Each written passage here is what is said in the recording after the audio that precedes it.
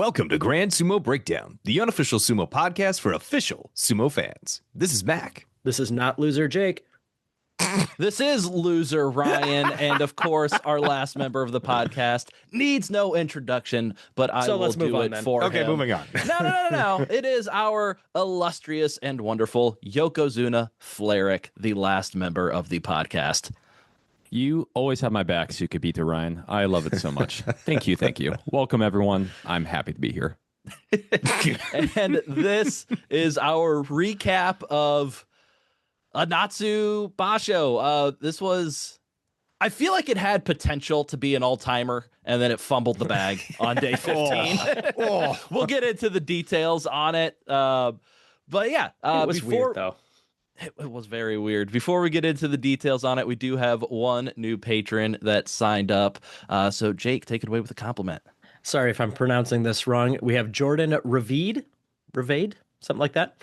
If I had an option on day 14 to pick between a six-way playoff or the support of Jordan, yeah, I would pick Jordan. Support. Close, the hesitation. Turns out you would make the right move there, because no six-way playoff for us. We can't be quite so lucky as that. I couldn't have my chaos. I had a little bit of chaos, but I couldn't have the pure chaos. We got the tease of chaos. Yes. We just dipped our toes into the bottomless pit of chaos. So continuing on the theme of supporting the show, go check out cheekysumo.com to find some GSB t-shirts. I'm wearing mine too. Oh, very nice. That's where you can find the official Grand Sumo Breakdown t-shirts, as well as tons of other cool sumo designs. In particular, I want to shout out their new Sumo is for Everybody design that they worked up alongside United States Sumo Federation Vice President Justin Kizert.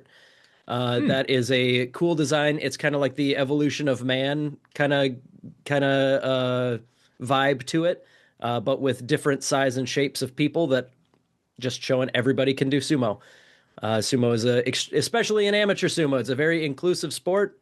It's something that we recommend everybody give a try, except for me, because I did sumo for the first time in a long time on Saturday at our annual Iowa Sumo demo in Des Moines, and I still feel terrible. I feel fine. You wrestled twice, and I beat you both of them. And I feel great, though. I kept... No, we were out there in the sun for like 3 hours. It was rough. Other than that, amateur sumo, there's tons going on. Spring is the busy season. That's when all the festivals are. So that's when a whole bunch of tournaments are. There's like 5 more in the next 2 months now. So go check out ussumo.org to find upcoming events. One cool thing since the last time that we recorded is sumo is back in the World Games. That's like the, what do you call it? Like the AAA league for the Olympics. It's stuff that's like really cool worldwide sports, but not quite to the level of exposure of the Olympics, but run by the same overall committee group, whatever. So yeah, 2029, sumo will be back on that big stage. So other than that, though, all that information can be found on ussumo.org.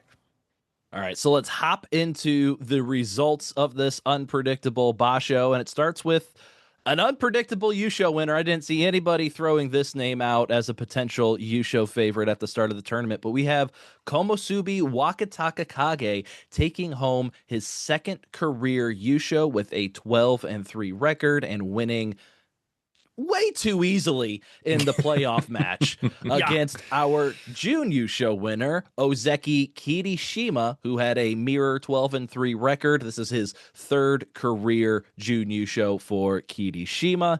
Our special prizes, Shukunsho Outstanding Performance Prize. For this Basho, nobody gets it, and that was very well earned by all 42 Rikshi. Oof. The Gino Show Technique Prize goes to Wakataka Kage, picking up his 7th career Technique Prize. The people who hand out the special prizes love Wakataka Kage Sumo, and it's his 8th prize overall. So 87.5% of all of his special prizes have been Technique prizes. And then, getting to 8 in total is nuts. So like getting enough special prizes that they can be expressed in percentages is already kind of a feat. Yeah. And weirdly enough, I think the only other Rikishi that I can think of that had 7 technique prizes. I want to say, I think Miyogiryu had 7 technique prizes. There's a name I haven't heard in a while. I'll be honest, I would have guessed the same name, and I don't know why. Let's see. It's because he's got he had 6. 6. He had 6 he had 6 special prizes overall. All were technique prizes. Dang. All right. And then the Kanto Show Fighting Spirit Prize. It was an interesting one, this Basho, because going into the final day, we had 7 total Rikishi that could have been the Yusho winner, with only 5 of those would have been able to win it with an 11-4 record. And so all of the Rikishi that were eligible to potentially compete with an 11-4 record all had a Kanto Show Fighting Spirit Prize dangled over them if they won their match on day 15. And we only had 2 of those Rikishi that were able to do it. We had Maegashira 2, Yoshino Fuji winning his 2nd career Fighting Spirit Prize, his 5th special prize overall. And we had Maegashira 10. What match? Oh, yeah.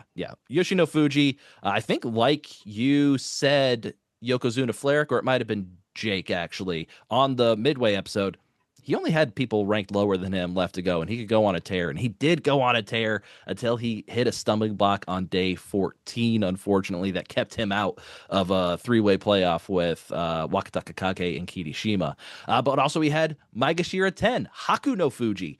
He also won on day 15 with a Henka that some people were not very happy about, but he got his 2nd career Fighting Spirit Prize, his 4th special prize overall. But nobody cares about the technique prize, the outstanding performance prize, or the Fighting Spirit prize, because it all comes down to the much maligned and needing a rebrand Inusho Who Got That Dog prize. And so we are here. I will not let us do what we did with this last time, even though I'm 1 vote amongst 4 and can easily be outvoted. Fleric, don't you? Yokozuna Fleric. No, get that out of here. Yokozuna Get Fleric, that no. out of here. He is adding Wakamoto Haru to the list of nominees. No. I will not stand for it. But Who gave him edit access to this outline? we need to change that immediately. We can't this Basho, he is the Yokozuna, but next time we need to get rid of that immediately. Can we? Yeah, right. I'd really Watch like your to. place. Whatever we can do to expedite the process of getting back to our normal bullying of Fleric would be great. Yeah. Well, But our how about you try to be better at guessing sumo there? Oh, he got me. Yeah. So since this is the 2nd Basho of the Inusho Who Got That Dog prize awarded by the YDC West, just a quick explanation. This is a prize awarded to the Rikishi that didn't quite get any other accolades. No Yusho, no Jun Yusho, but we loved the fire and the fight that we saw in this Rikishi and think they deserve a little bit more recognition. So right now, we've got a couple of nominees on there. Jake has nominated Fuji no Kawa, who eternally has that dog in him. Ended up with a 7-8 record. I'm nominating Fuji Ryoga, Maegashira 17, 10-5 record, was in it until the final day. Do we have any other real nominees and not Wakamoto Haru? I would like to nominate Kotoeho. Like, I was really impressed with him this tournament. And yeah, he fell short at the end, but look at who he lost to. Look at the matches that he actually lost to. I'm like, all right, I'm paying attention to this guy, at least for this tournament. I hope it's not a flash in the pan, but we will see. I guess my counter argument, and the reason that I'm sticking by Fuji no Kawa for my nomination here, I feel like if you're winning a lot, it's easy to act like you got that dog. So for me, I'm going to stick to my principles and continue to pick at somebody with a losing record who was the most intense they could be. And yeah, I think we don't need to talk about how we went through this process last time, but this time around, Fuji no Kawa, he went hard every match, including in my notes, I can't remember which day it was. I think it was 14. On 14, Fuji no Kawa's himself out of the ring as Ura lets him slip aside. Yes. Yep. He just can't help but there's too much dog sometimes even. Yeah. He has a plethora of dog. He can't help but go straight at Atami Fuji and just get smothered, engulfed, and Every walked time. away. But That's exactly damn it, he's what a going to dog go would at do. it as hard as he can. Fleric, do you have a nominee? No, I was going to say, Jake, since you're looking for someone with a losing record, boy, do I have the Rikishi for you. I have a 5-10. 5-10. Also very close. Who wants to have more dog in him than the person who had his brother just win a Yusho? I'm talking about Wakamoto Haru, of course. Oh, You know, I hadn't considered that his brother won the Yusho. That is a very big part of having dog in you. yes. When dog, because dog is clearly in the family, so he must have some dog in him too. It's genetic. Yeah. You know what? Nature versus nurture. I think the way that we do this so that we're not all at each other's throat is we immediately disqualify Wakamoto Haru, and all of the special prizes can have multiple awardees. So we'll just say Fujinokawa, Fujiryoga, Kotoeho are who got that dog prize winners this Basho. There you go. That makes up for nobody having an outstanding performance. Yes. Well earned by all 42 Rikshi. So I guess since just real quick on that prize, generally that outstanding performance prize, like the stereotypical person to get that would be, let's pretend a Yokozuna wins the Yusho and they have one loss, and the guy that beat them, that's the guy that they would be like, oh yeah, outstanding performance from that guy. He did a great job beating the Yusho winner. Or if it was, if all the Yokozuna were in this Basho and Wakataka Kage still won it, I guarantee he would have gotten that outstanding performance prize. Yeah, or like a 13-2 record. Yeah, maybe. Yeah, it's something that they award somebody who generally outperforms where they were expected to possibly achieve. And for Wakataka Kage, yes, he won the Yusho, but like he lost a couple times, and that's, I don't know. They must look at that as like, okay, he did about what we expected he could do, so that's fine. Yeah. But if he had beaten all the Yokozuna or something, that might give it the extra step to give him another special prize. Yeah. So let's talk a little bit more about how the final couple days did play out, leading to Wakataka Kage winning the Yusho. So as I mentioned, there were 7 Rikshi still in contention for the Yusho on day 15. That's got to be pretty dang close to a record for number of Rikshi still eligible to win the whole dang thing. So there was a potential for either a 5 or 6 Rikshi playoff heading into the final day instead of the boring ho-hum 2 Rikshi playoff that we got. That's old news, yeah. That's old news. What we had 11-3 Kirishima and Wakataka Kage heading into the final day, and then we had 10-5 Yoshino Fuji, Ura, Kotoeho, Fujiryoga, and Hakuno Fuji. And so what we needed to have happen was Wakataka Kage and Kirishima needed to lose on their day 15 matches, which were against Ura and Fujiryoga. And then those 4 would all be part of 11-4 playoff. There was another matchup of 10-4 Rikshi, Yoshino Fuji versus Kotoeho, where the winner of that would be added as a 5th person to that 11-4 playoff. Guaranteed. So guaranteed 5 people if we just have Kirishima and Wakataka Kage lose. And then if Hakuno Fuji won his bout against Fuji Seiyun, he would be the 6th Rikshi added to that playoff, as he would also get 11-4, which, as we mentioned, he did do that. So we were set up for a perfect 6-way 11-4 playoff in the most chaotic Basho we have ever seen. And then Wakataka Kage just easily dispatches Fujiryoga, and Kirishima just shoves Ura aside, just displaying dominance that we've never seen from Kirishima before. Yeah, with the foot kick too. Like he just I know I use this bit often, but like it was like a dad wrestling his kid level of like just bigger, stronger, smarter, just toasted him. Yeah. So even though we didn't get it, I do want to explain how a 6-person playoff would have worked. And because this is what you spent all Saturday thinking about. I mean, we were poised for it. It was right there. We were right on the cusp of something really, really cool. And then this is why we can't have nice things. Basically, yeah. How it would work is the 6 Rikshi would each draw lots to see. We would have 3 matchups between them, and then the winner of those 3 matchups would go into a Tomoe-sen playoff, where you have 2 Rikshi face off. The winner of that one faces the third, and if the winner of the first beats the third, then they win the Yusho, and it just keeps going in a circle until somebody's won 2 times consecutively. So we missed at least 5 matches, potentially infinite matches. I'm still waiting for the Basho that just goes forever and never ends. But the reason I want to explain that is because there's also potential for a 7-person playoff, not in the top division, but we did get that in Makushita this Basho. There was a 7-person playoff at 6-1 for the Yusho. And so how it worked is it worked the same exact way as the start of the 6-person playoff. You have 3 matchups of Rikishi facing each other. And so the winners of those 3 move forward along with the lucky 7th who gets a bye into a 4-person playoff where you just have 2 matches. The winner of those 2 face off. The winner of that one wins the Yusho. So we did have an exciting Makushita playoff with some very exciting bouts this Basho. So I recommend trying to find video of that if you could see it to see how that all played out. But that was very fun. So we might have missed out on the 6-person top division playoff, but we did get a little bit of a compromise with a 7-person Makushita playoff. Cool. Featuring Aqua and Aqua and our handsome new friend Omori. Mm-hmm. Absolutely.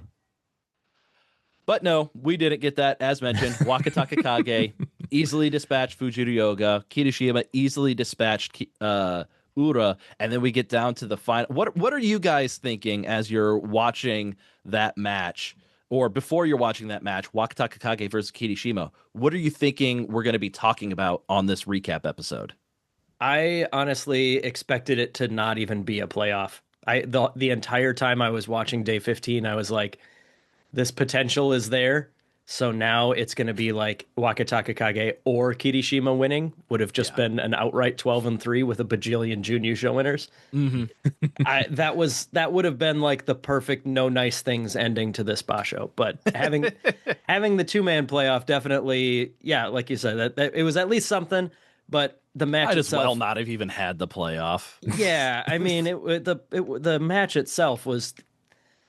That was even more of a letdown. I feel like there would have at least been some poetic, some poetic closure if it was no playoff whatsoever. But having a playoff and then having it just be Kirishima, just kind of like, I don't know what was the deal there. Like he didn't get pushed straight backwards. He kind of like had half a second of effort. He said it was his worst Tachi of the entirety of the Basho. I don't disagree. Clearly, yeah.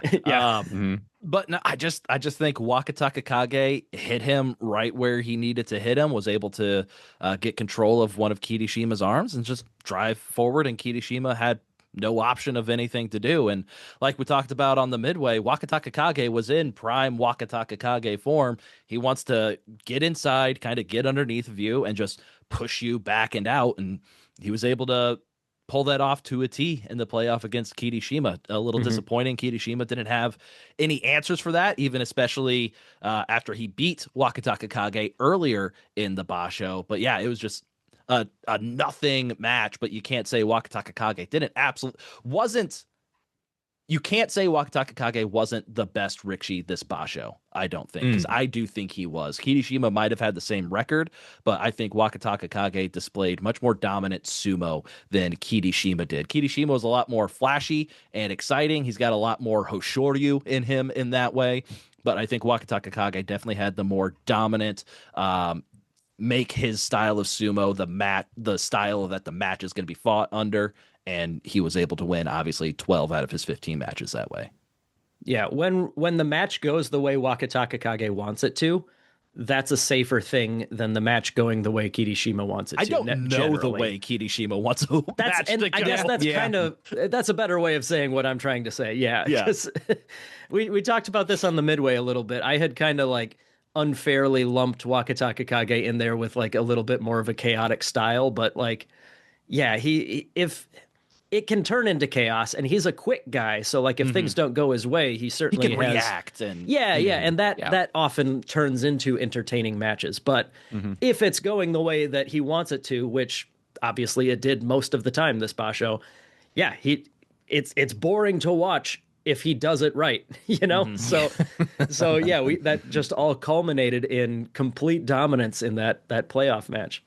I would say boring, except, I mean, not that all of his matches were necessarily boring, but especially not his day 13 match against Tobizaru. Where Tobizaru, like, I think what happened is Tobizaru was like trying to like jump and go to the side and somehow throw Wakataka Kage, a complete desperation move, but it just resulted in Wakataka Kage basically just lifting and tossing Tobizaru out of the ring. Absolutely beautiful tsuridashi, which I would never expect to get out of Wakataka Kage. Yeah, that was definitely a statement match with that win. Yeah. It was just kind of like I'm here to win it. So he was definitely feeling himself at that point. That was I will say Tobizaru deserves a little credit for getting into that position to like willingly jump onto a guy's highlight reel, but but Wakataka Kage absolutely capitalized like you should when somebody else makes a mistake, and yeah, just dumping him into the crowd like he was just tossing a bag of flour, just gone. Yeah. And I think we should have really known that Wakataka Kage was going to win this Yusho and would beat Kirishima the day that Kirishima lost to Shodai. You can't have a Yusho winner that loses to Shodai, and like I feel like Wakataka Kage's losses are a lot more excusable than Kirishima's losses, because Wakataka Kage lost to Takanosho. Takanosho's kind of that's definitely his worst loss. His worst one. But then he lost to Koto Shoho. We'll talk about Koto Shoho, and I'm going to say in a little bit, but I actually mean in like an hour and a half from now. Yeah, probably. Yeah. But Koto Shoho looked fine. 9-6 at Sekiwake in his Sekiwake debut, by far his best performance at this high of a rank. So good job, Koto Shoho, kind of showing that he deserves a little bit. And then he lost to Kirishima himself. So not terrible losses for Wakataka Kage, whereas you look at Kirishima, he lost to Gonoyama, Shodai, and Haku no Fuji, all Maegashira, all obviously people ranked below him, but still people that he should be taking care of if he's going to take advantage of this window where the HOA is all hurt and injured, and he totally wants to. This might be his only chance to hop up to Yokozuna. Not that window is completely closed at this point, but it could have been a lot more open if he was able to just beat Shodai. That's all you gotta do.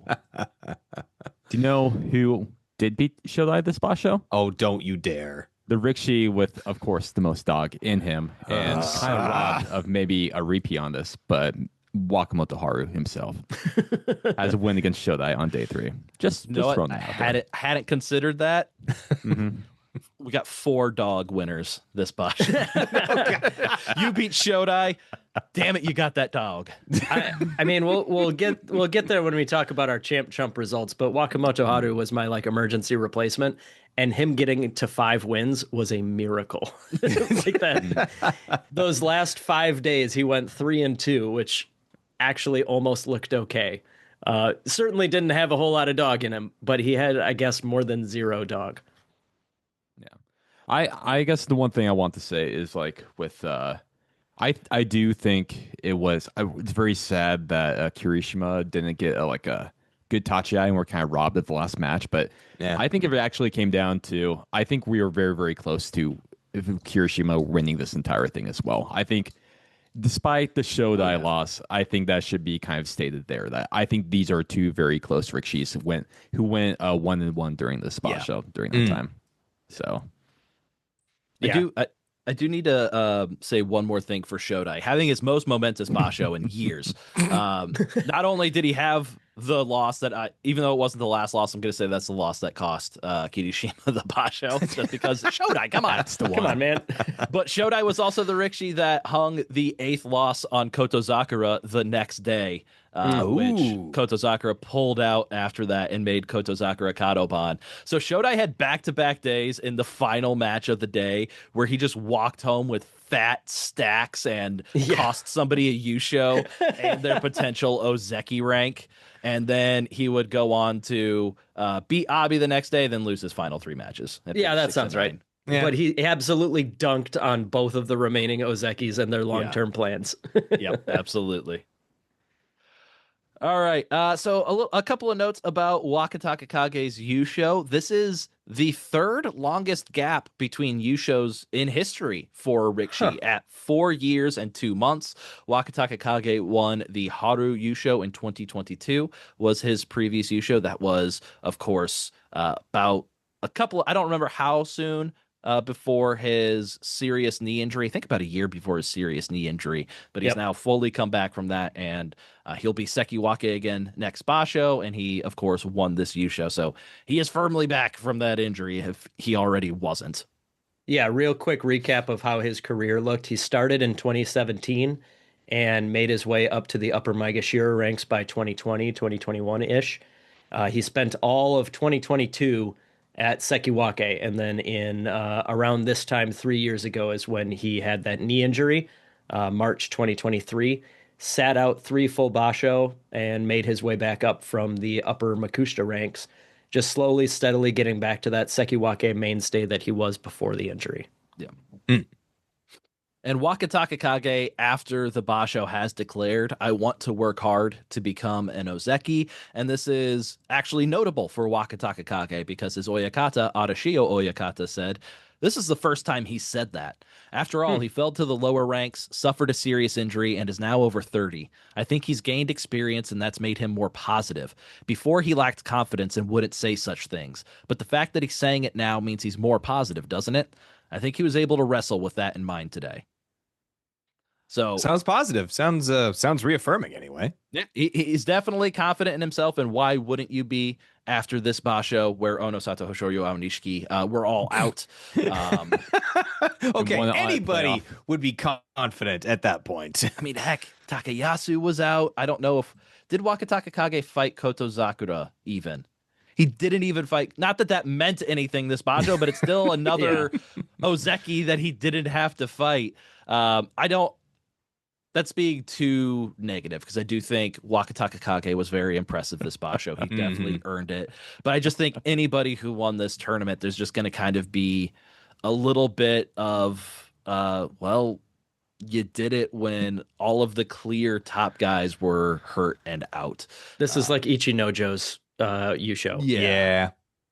Yeah, It, absolutely. it still counts, of course, but like, we know. Mhm. So Fleric, in particular, I want your thoughts on now Oh, Yokozuna Fleric. There it is. My most humble of apologies. I want your thoughts on now two-time Yusho winner Wakataka Kage, because you are famously not a Wakataka Kage fan. What were your thoughts going through this Basho? Oh, there was a hot second. I was worried I was going to have to eat crow in the middle, but then he lost a couple matches, and I was feeling pretty good about Kirishima victory. But then it came down. Then it came down to the playoff, and it was slowly crawling back, and then the playoff it just ended up just being he was absolutely dominating win, like everyone has said. So, it's complicated. I guess I don't know. I keep on wanting to completely write this off, and I feel like I'm exactly correct, but then he just kind of keeps on coming back. I think I was looking at his records.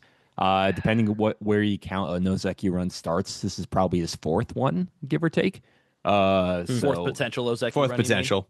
exactly, yeah. So I'm starting to kind of, I don't know. He has a very direct, straightforward style that works for him when it works. It's just because he does just have a very straightforward, like, I'm just going to do this one thing better. And there's times it obviously does not work for him, but in this field, it did work for him. But I'm starting to kind of get won over a little bit on his tenacity, at least. Like, he's still kind of around. So, and I don't think he's necessarily getting better, but I don't know. He had a very impressive Basho, so I have to give him respect for that. That's kind of where I'm at with that. We'll see how that continues as the HOA gets healthier going forward. Yeah, I was gonna say, I think in like the bigger picture, I don't think my opinion of where he stands has really changed much. There are only 2 guys active right now with more Yusho than Wakataka Kage, which kind of surprises me. It's Onosato has got 5 and Kirishima's got 3. There's a Mitake has 3. Oh, you're right. Okay. Just because he hasn't been relevant in 5 years, I'd kind of forgotten that he also has his 3rd. Yeah. But Aonishiki has 2, Hoshoryu has 2. I guess technically Tamawashi has 2 as well. he and Mitakeyomi are probably not adding to their totals. Let's But not yeah, forget about Shodai's one. I was not forgetting Shodai. Don't worry. I was ignoring, not forgetting. But no, I think that long term he kind of I don't think this really changes my thoughts that he's like a top 10 guy. That I mean he kind of snuck in and got a U show before. Was that one with full competition or I don't remember if there was It were was there a lot of other guys definitely missing? in the COVID haze because I know he was talking about this is the first time that I'm able to celebrate, like get the parade and like have a Sure. bunch of fans in the stands and all that stuff. Looking at that Bansuke, Oh I'm yeah, not we had seeing a whole lot of Yeah. people that had to pull out for that one. But Teru no Fuji was our sole There you go. Yokozuna. He was out that Basho. And it was a 12-3 Yusho as well. Yep. Well, they're all 12-3 U shows now. Nobody can get 13 That's just what it wins. is. That's not how No. it works anymore. That's just our lives. Yeah. But yeah, so I guess that one, yeah. So similar story, I guess. But yeah, I don't feel like he's. I think it's possible for him to get Ozeki similar to Kirishima. I feel like he's a guy that like if it works out for him, he's absolutely among the best in the world. You know, if he stays healthy, if the the right guys have injuries or other losses or something, yeah, he can get to 12 wins and he can take a Yusho. He could make it. He could make it to Ozeki. But like if you told me that Hoshoryu, Onosato, Aonishiki were back and healthy next Basho, I'd be like, oh, never mind. Wakataka Kage is probably like, 7 to 9 wins or something like that, and that's about it. But yeah, I don't know. Long term, he's one of the best guys, but you can't be just one of the top 10-ish to make it to Ozeki. So we'll see. But I'm not really higher or lower than I was before the Basho, I guess. Other than obviously we underestimated him a little bit, and I think we put a little too much stock into the fact that he was coming back from an injury. Yeah, and this is like I will officially I think my opinion is just like he tries to do Yokozuna sumo without a Yokozuna body of sorts. Ooh, So sure. I think that is kind of personally I think that might be a little bit of his downfall in that regard. But it when it works, it's very dominating and it's what people kind of like to see. It's some people call it boring, but I think some people like to see that dominating style of it. But it's just unfortunately he just can't be consistent with it. But this was a very impressive. I think he put it all together this Basho. So I think that was really really nice to see. I'm disappointed in you, Yokozuna Fleric, and it just shows not disappointed, it just shows the difference between you and me because Wakataka Kage, somebody that you don't really hate any Rikishi, but he might be the one that you have the most animosity against, and then he does really well, and you're like, you know what, gotta give him respect. Whereas if it was me, I would just double down and hate him all the more for his success. Oh, I'm not happy about this at all. Okay, good. I was very. I so want Kirishima to win. Oh my god, it sucks, and it's just I don't know. Like everyone's gonna talk about him for the next Basho. He's on the Ozeki run again. It's gonna be so frustrating. But I don't know. I tried to give respect where respect is due, and like he just like I said, his consistency is the thing that I think makes me think he's overrated. Because like he's always had some good flashes where he was good, but he can never kind of keep it together. But you know what? This Basho, he put it together. I'll give you props, and then I'm going to hate it. I am pretty sure your next Basho you're not going to keep it together because you're not that consistent. I'm sorry, and it's going to be even more delicious for me. There you go. That's I what I'm can see talking that. about. Reminds me of Vince Vaughn at the end of Anchorman, where he says, I hate you so much, Ron Burgundy, but god damn it, I respect you. That's Fleric right now with Wakataka Kage. All right, let's move on from Wakataka Kage. Briefly talk about Kirishima. Mostly, is he now on a belt run for potential shot at Yokozuna? The board was wide open for him to take the Yusho, and he stumbled, but it did come in a playoff loss, which can be considered kind of a Yusho equivalent, albeit at 12-3. And so we do have an answer to, is he on a Tsuda run for the next Basho? And it is, head Shimpan Asakayama Oyakata said, I think the next tournament will be described as a high-level championship for Kirishima. I want him to work hard to achieve that. So it sounds like if he wins the Yusho and it's at a high level, whatever that high level is, 13-2, 14-1, something like that, sounds like they would use this playoff loss as a Yusho equivalent and turn that into a Yokozuna promotion. But it's not just a simple rubber stamp Yusho and you're in like we had with Ono Sato. It's got to be an impressive Yusho, which I don't know that Kirishima's ever had. He had a 13-2 once in November of 23. But other than that, I can't see Kirishima putting it together. Yeah, but Asakayama Oikata, all the Yushos are 12-3 now. So It's fair. mhm. Maybe it's as long as he doesn't lose to Shodai and wins the Yusho. Bringing it back. Bringing it back to unspoken. Shodai. The unspoken words. I think the YDC might be learning from the Hoshoryu promotion, where they said, "Oh yeah, if he wins a Yusho, we'll promote him." And then he won over. It was the playoff Oho with and King King Bozan. Bozan. Yeah, and they're like, well, we did say that, so yeah, maybe this time they're leaving the door open. Like if he wins it, but it's stupid, we don't have to promote him. And then, how is YDC West feeling about Kirishima after this Basho? Are we underwhelmed by Kirishima with the field being wide open for him? Are we simply whelmed, somewhere in between? What are our thoughts on Kirishima? I would say that I'm whelmed. He got a 12-3. Like I like that. So it's Yokozuna equivalent Kachikoshi in my mind. So I'm like, okay, like when you want to be at that next level, I would expect a minimum of 11 wins to even be considered like, okay, like 11 wins, that's the very floor of a Yokozuna for me. So the fact that he got one better than that, I'm like, okay, all right. It's not the best, but still, I appreciate that. 12-3, still really hard. And it resulted in a playoff loss. So no, I think this is where he should be. And if he's aspiring to go higher, he's got some work to do.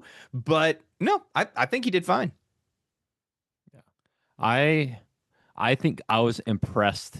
Asterisk, and the asterisk being the playoff. Yeah, that's fair.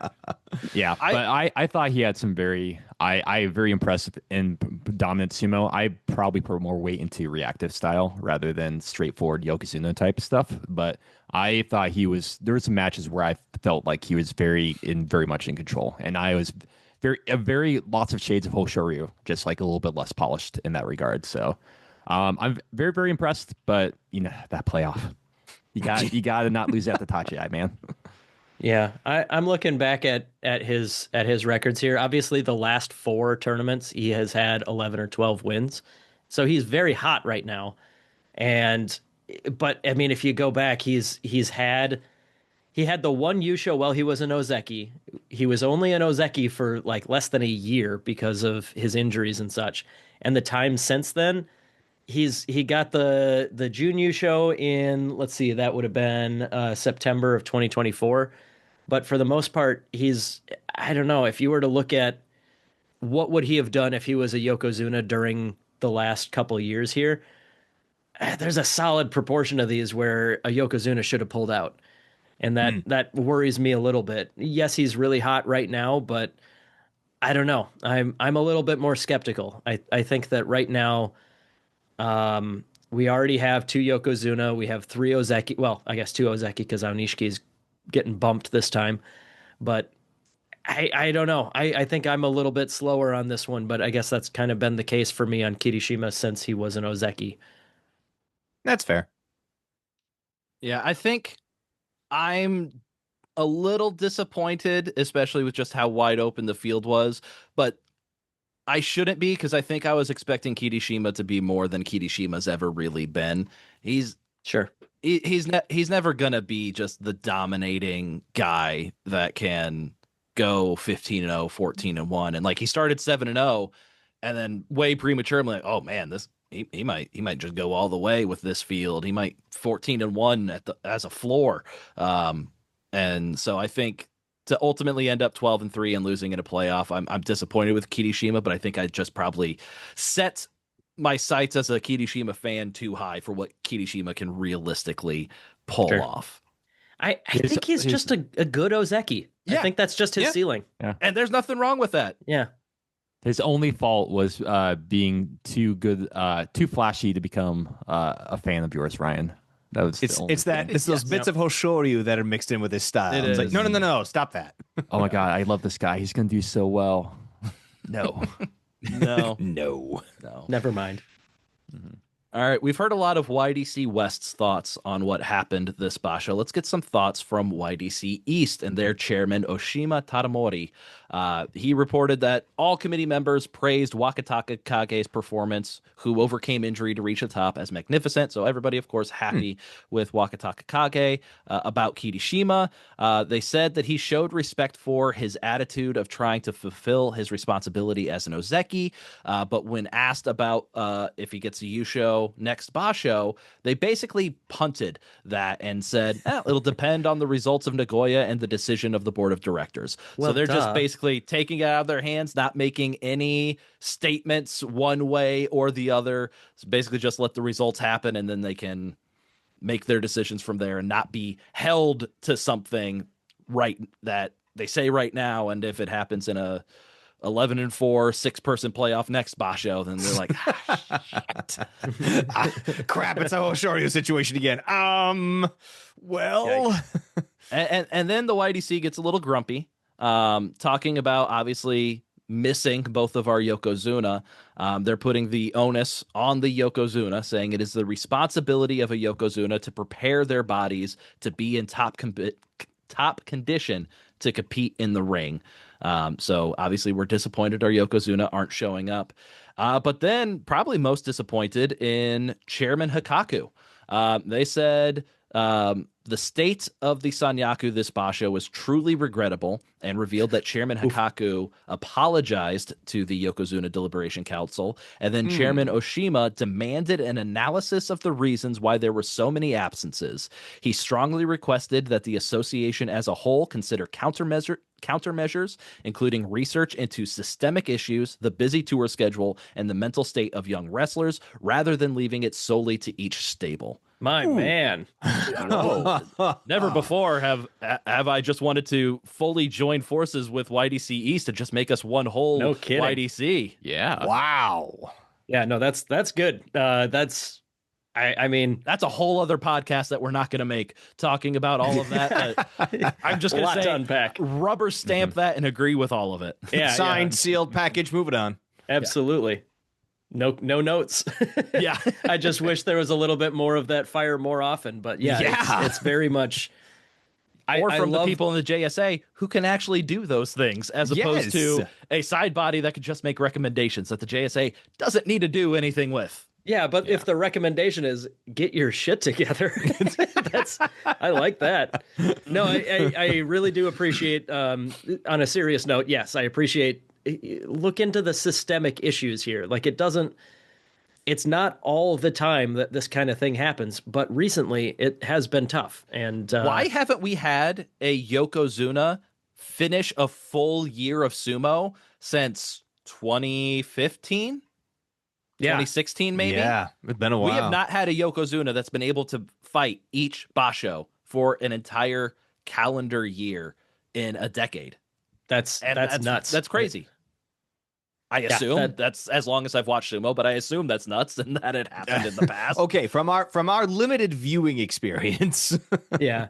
I mean, it's always treacherous to compare things to Hakuho, because of course it is, but like, if you go back to his heyday, compare it to Haruma Fuji. Yeah. But I mean, Hakuho didn't miss a single match from the beginning of 2007 until the end of 2015. Wow. And he was a Yokozuna for almost that entire time. Like that's just, yes, it's Hakuho. So like, of course you could say like, oh yeah, it's not fair to compare to him, but like, it used to be the norm that we would see them all the time. And, prior Yokozuna, everybody breaks down a little bit towards the end of their career. Obviously, we watched Hakuho towards the end of his career where he was able to compete, I don't know, maybe 2 out of every 3 at most. But like during their heyday, we've got two Yokozuna who are in their physical prime right now. Why are they always injured? Like that's just a bummer. It makes it harder to watch. How close did Hoshoryu get? Because I think he was Did he in get most. 4 in a row? Trying to look at this, yeah. 4 or 5? 1, 2, 3, 4. Yeah, 4 in a row.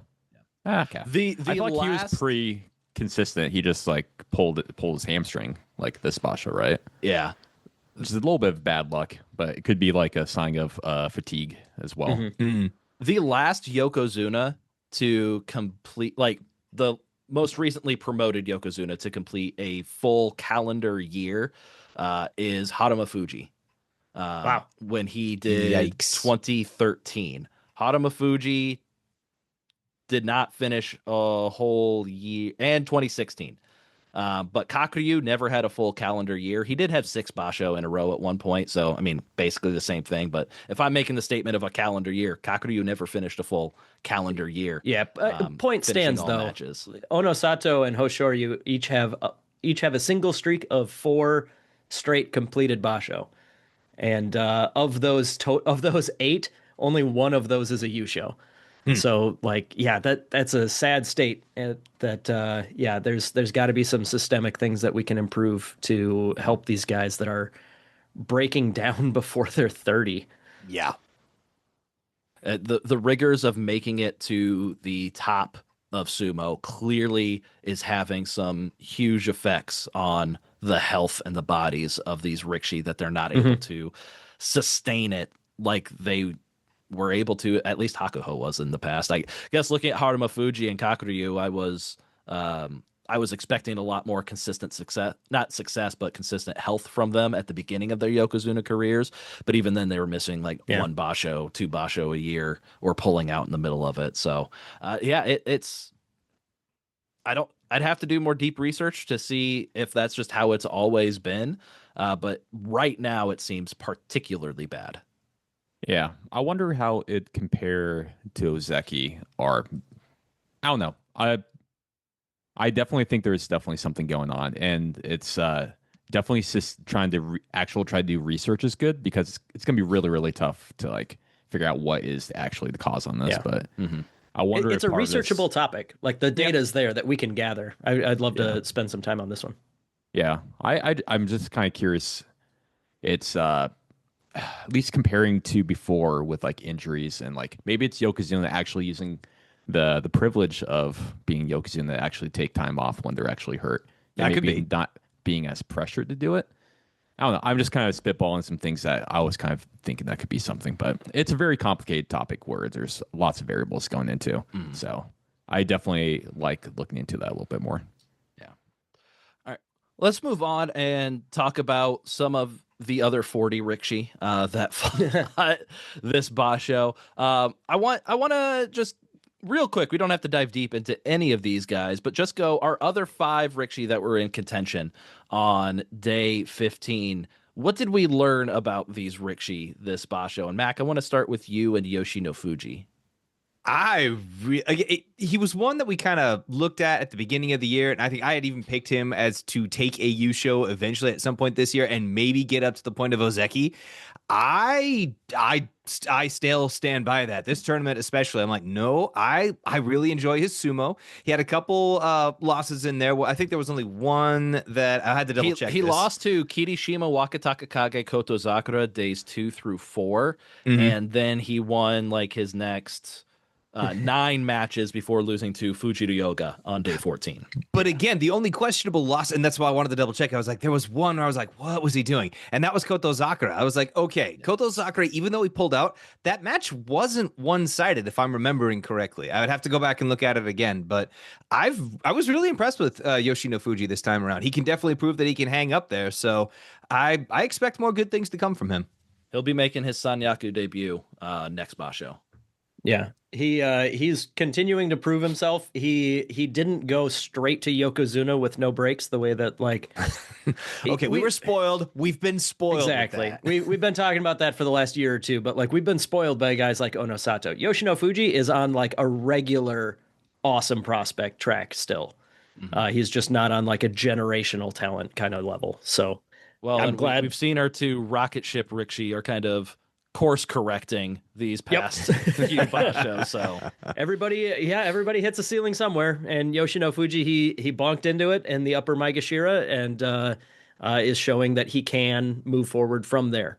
So yeah, again, if everybody was healthy, maybe that's potentially 3 more losses he could have taken, but he still did well to get 11 wins this time around. Yep. Haku no Fuji, I think for me, what I learned is that, that guy that we were so hyped about after his first Basho in the top division before he had his shoulder issues and had to get surgery, and then he came back, but then he's been dealing with toe issues. When that guy's healthy, that guy is still a beast and fierce and has got a lot of dog in him, and he would have been eligible for got that dog prize if he didn't already win the Kanto show. But yeah, Haku no Fuji, I was real impressed with him. So just need him to stay healthy, stay out of the bars, treat women with respect, and you'll go far. Oh yeah, that guy. That's right. Yeah. I was just going to add, see what happens when you take surgery and take your injury seriously and get it all addressed quick so that you can come back in better fighting spirits. Are you listening? Are you listening out there? Well, yeah, go ahead, Ryan.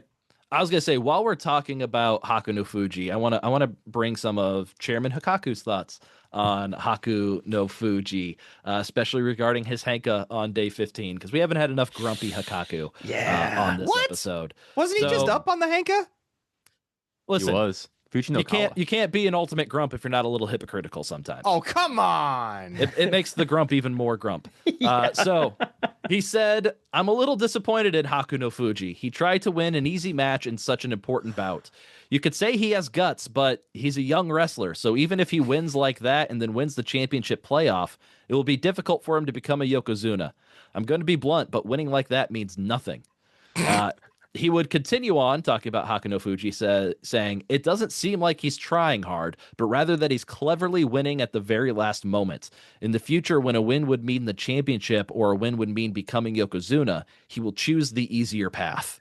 Man, I'm going to get whiplash. Come on, dude. Yeah, where's the quote? It looks like we didn't put it in the outline, but where's the quote from the midway that we were reading? I really want to put those next to each other. Exactly. I'm like, okay, hold on here, because you were just praising the Henka and saying, hey, you got to be careful with that. It's like, that's a completely legitimate trick. You have to be aware. It's a...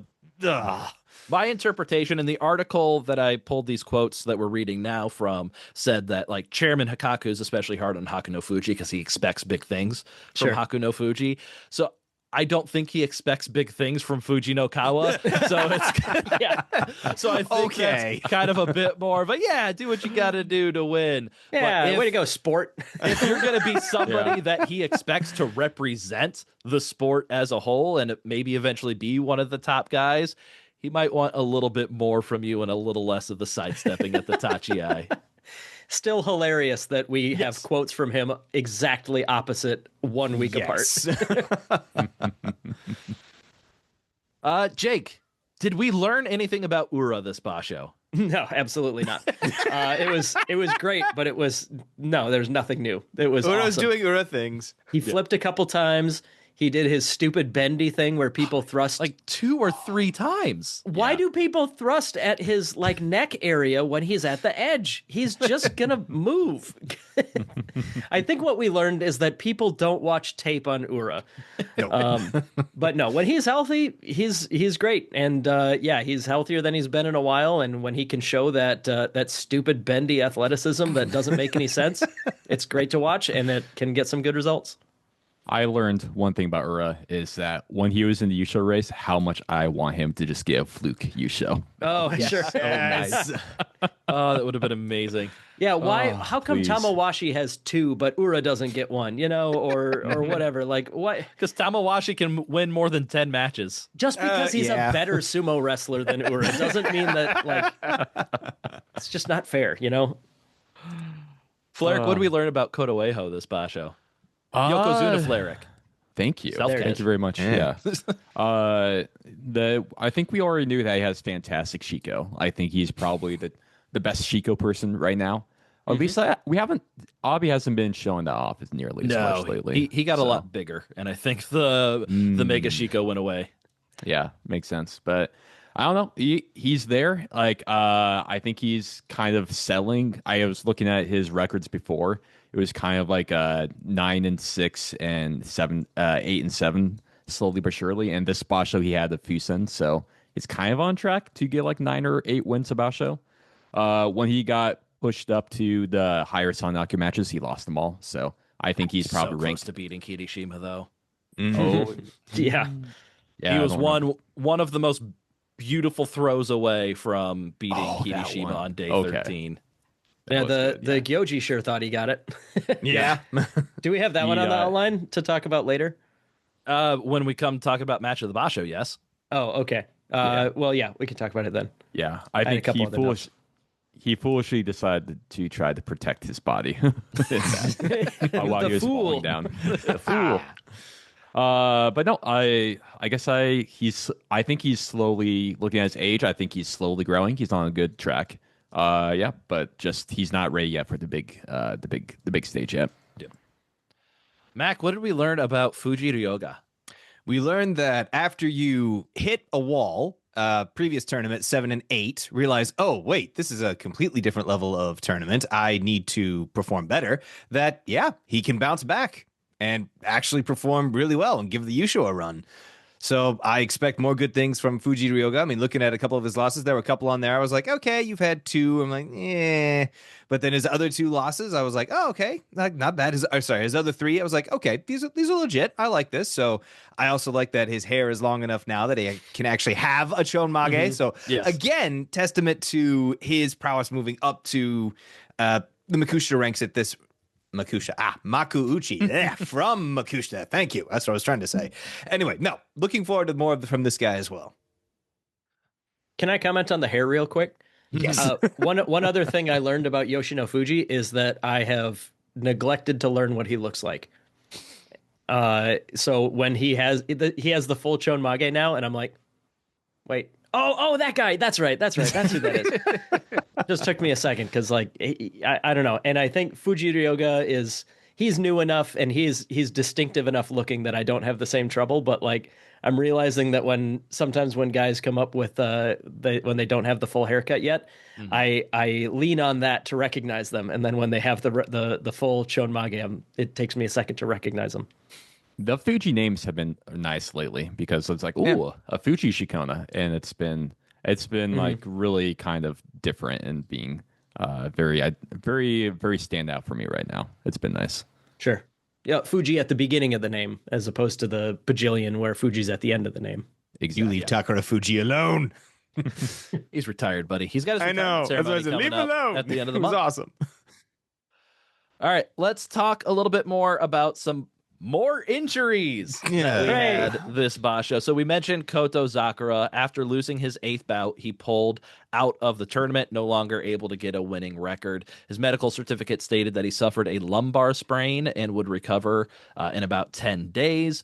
I believe I saw something that indicated that he sustained that injury prior to the Basho, which would have been great to know if he had suffered a back injury for some people that Ryan's not salty at might all. have been expecting a little bit of a bounce back from Koto Zakura. Chairman Akaku was Chairman Akakuing all over Koto Zakura, saying Koto Zakura shouldn't be thinking about dropping to the rank of Sekiwake, but rather aiming to become a Yokozuna. He's been given such a good sumo name. His hips are the core of his body. He must do basic exercises and stretches properly to strengthen his muscles. So I think Chairman Hikaku is blaming Koto Zakura once again for just not being in shape enough to not get injured. But his He has such Shikona great is so hips. cool.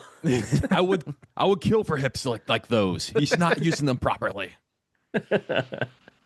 And so, with Koto Zakura being 3-8 and being Kadoban, with Kirishima having the door open for a potential Yokozuna promotion, that leaves us with the possibility of anywhere from 0 to 3 Ozeki, or maybe 4 if we assume Wakataka Kage just goes absolutely nuts in July and goes like 14-1 and they give him a fast Ozeki promotion. But assuming that's out of the question, we have anywhere from 0 to 3 Ozeki in the next tournament. We could have Kirishima promoted up to Yokozuna, Koto Zakura demoted from Ozeki, Aonishiki fails to get 10 wins, stays at Sekiwake. And so all no. all three of them could be at Ozeki. All three of them could be away from Ozeki. And it depends on what Wakataka Kage does to see if we can start filling those ranks up anytime soon. Wow. So we'll talk scared- more about that on the preview and what we think will happen. But it's a crazy Ozeki Basho coming up. How scared is the Bonsuke wizard right now? Because We're good with 2 Yokozuna because they Okay. can act as Yokozuna Ozeki, and those are filled. We've had Basho, I think it was like back in the 80s, I think during a Chiyo no Fuji time I saw, where it was no Ozeki and only Yokozuna Ozeki. So it has happened in the past. So we would be good with our 2 Yokozuna, unless Onosato is just like, nah, shoulder ain't it, I'm out. Then we would have a crisis. Yeah. I do think it's but no crisis fascinating. yet. No crisis yet. We're getting there. We're setting it up. We have the potential to be on the verge of crisis. I do think it's fascinating how it just gravitates to like 2 to 4 people at Ozeki all the time for decades on end. It's almost always 2 to 4 people constantly. Just the way that the system works out, the numbers that they've assigned for how to get in and out of the Ozeki role, it just almost always gravitates perfectly right back to where they want it. I think that's really interesting. And then we had one more Rikishi pull out this Basho, and that's Asanoyama, who just cannot catch a break, cannot stay healthy once he's in the top division. He pulled out on day 12. His medical certificate stated that he suffered a Liz Frank ligament injury in his left foot and would require 4 weeks of treatment. There was talk after he pulled out saying he might come back because he pulled out with a 7-4 record. He was 1 win away from getting Kachikoshi. So his Oyakata said he might come back, I assume, because they wanted him to get 1 more win, but he did not end up coming back. Takayasu was another one after he pulled out with his foot injury where his Oyakata said he might come back if he's feeling better. We never saw Takayasu come back either. So that ends up, what did we get? Like 7, 8 Rikishi pull out due to injury. 1, 2, 3, 4, 5. That's just in the Sanyaku. 6, 7 total. Wow. Wolf. Yeah. Bad Basho. Fleric, Yokozuna Fleric. You're about to lose the title of Yokozuna. I saw that out of the corner of my eye. You said the 6-7.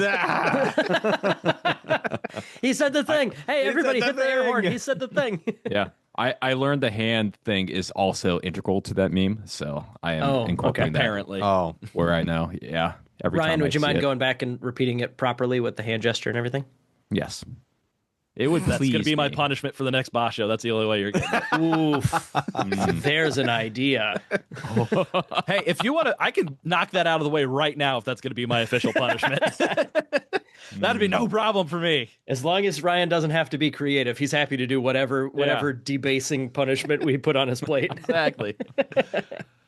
Moving down from the potential ghost town that is Ozeki after July, we are guaranteed to have a stacked Sekiwake rank in July because we have Atami Fuji, Koto Shoho both making their Sekiwake debuts this Basho, and both holding steady with 9 and 6 records. And they are going to be joined by a couple of the Rikishi because we're going to have Wakataka Kage. He's going to force a new Sekiwake slot open with his 12-win Yusho. So he will jump up to Sekiwake, and Aonishiki will force a 4th Sekiwake spot open as he is being demoted from Ozeki. So we're going to have 4 total Sekiwake in the next Basho.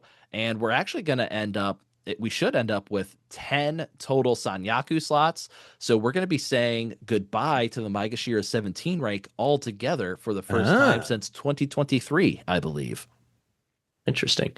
And then for Komosubi, that one looks like it'll be simple. It'll probably be Yoshino Fuji and Oho. Look at Jake. He's actually learning. Hey, I'm getting somewhere.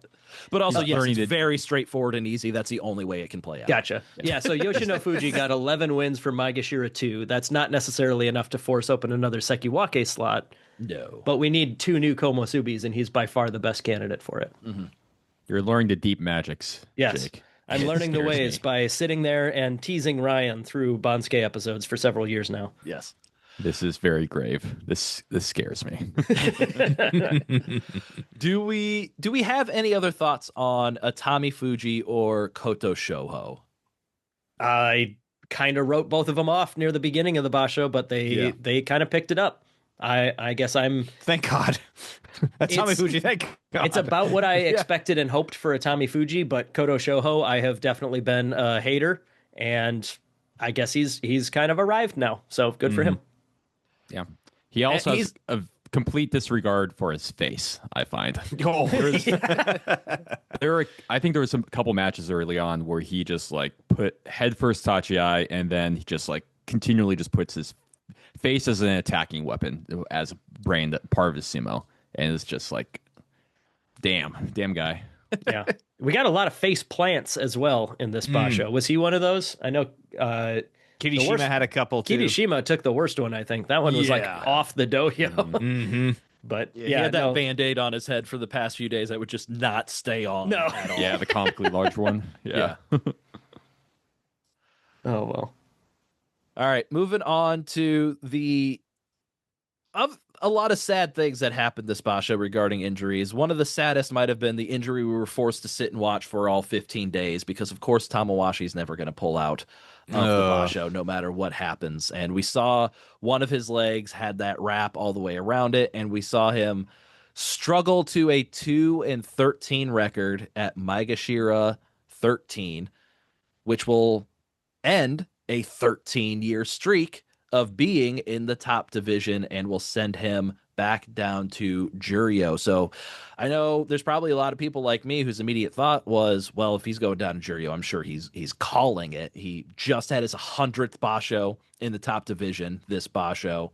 He's ending a 13-year streak. He's 41 years old. He's clearly not in good health at this point with his lower body. So I figured we would have already heard a retirement proclamation from Tamawashi, and it still might be coming, but it hasn't yet.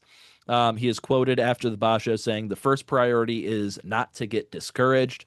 There was so much going on. I just want to rest for a week. Then I want to rebuild myself." So doesn't sound like we're going to have a decision before the Bansuke is made. And how is I want to rebuild myself?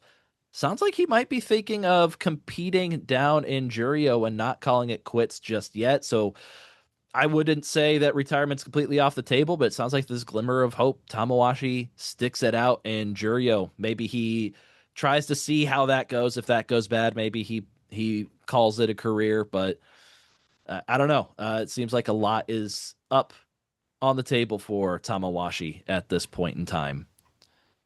And honestly, I think a little bit greedily, I would like to see him continue to compete because I just don't know what sumo would be like without Tommy Mawashi. It's weird. We've made the joke before, but he's been doing sumo longer than several other of his competitors have been alive. So I don't know what he's gonna do without sumo either. For what it's worth, he is a Japanese citizen. He's originally Mongolian. If you didn't know that, but he has become a Japanese citizen. He does not have a kabu right now. He does not have an elder stock, but becoming a Japanese citizen and taking on Tamawashi as his legal name, that's a very clear sign that he intends to stay in the sumo world. That's good. Did have a note about Yokozuna Onosato come out after the Basho, stating that he will participate in the Paris performance.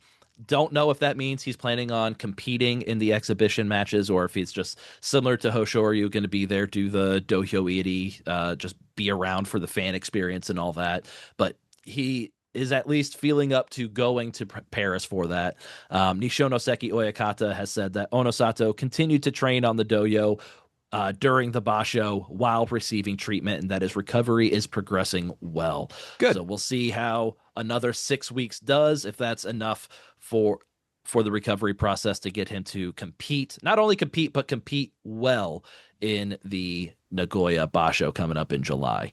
And then before we go to any other people that you guys wanted to talk about, I did have just like real quick, one sentence quick hits on a few Rikshi that we don't need to dive into any other conversation. But Abi continues his downward slide with his 4th Basho out of 5 with double-digit losses. Ouch. The Maegashira 4 East rank needs to be renamed to just the Daisho rank, as he once again goes 7 and 8 at this rank and will very likely be ranked Maegashira 4 East again in July for the 4th consecutive Basho. Wow. I think that Daisho is cooked. That like you mentioned, these are quick ones. We don't need to get into it too much, but he had that one leg injury last year. I don't think he's back. I think he's on the downslide now. He does not have that power that he used to. He's gone 7 and 8 in 4 of the last 5. Yeah. And has not moved in rank. And has looked less impressive each time to me. I hate this. I'm offended, but I sadly think you're right. Looking at Daisho, now I'm looking at Daisho right now on Sumo DB, and it's a little bit interesting, but he has his last 5 ranks that he held for multiple Basho consecutively. He was Komusubi 1 East for 2 Basho, Sekiwake 1 West for 2 Basho, Sekiwake 1 East for 3 Basho, Maegashira 10 East for 2 Basho, and Maegashira 4 East for 3, potentially 4 Basho. What Basho. on earth is this? All right. At this point, I think the Bonsuke committee also finds this funny. Yeah, absolutely. Yeah, screw the Ozeki Yokozuna research project that we were looking at. We gotta dive into this. Yeah. And then the last one, just a statement of fact. Oho will make it back in Sanyaku in July. All right. Ryan wants to move on from that one as quickly as possible. Any other Rikshi you guys wanted to talk about before we kind of move on from the top division results? I have one. Just Wakanosho. He's I think he's going to be one of the Rikshi that I just kind of keep an eye on. But day 14, he straight up just just punched someone like in the jaw. I think it was against Kinbozan. Kinbozan, I wrote that one down too. yeah. It was just like it was open face hit, but like it was pretty much straight arm. And as soon as that happened, like the match was over. Kinbozan was like, "Whoa, I'm done. So yeah, the match was over. The striking wasn't. He kept going. That was for his Kachikoshi, by the way. So that was probably the reason there was a little extra stink on that match. Yeah, there he was fighting for something. But yeah, that's he's there to push. He's there to push. Mm-hmm. Yeah, I think this was his debut in the top division. 9 wins is very respectable.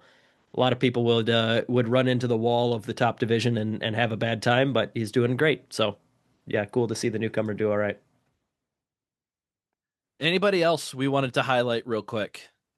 Oh, I will say Tobizaru was, I think, tied for the lead on the midway, if not just one back.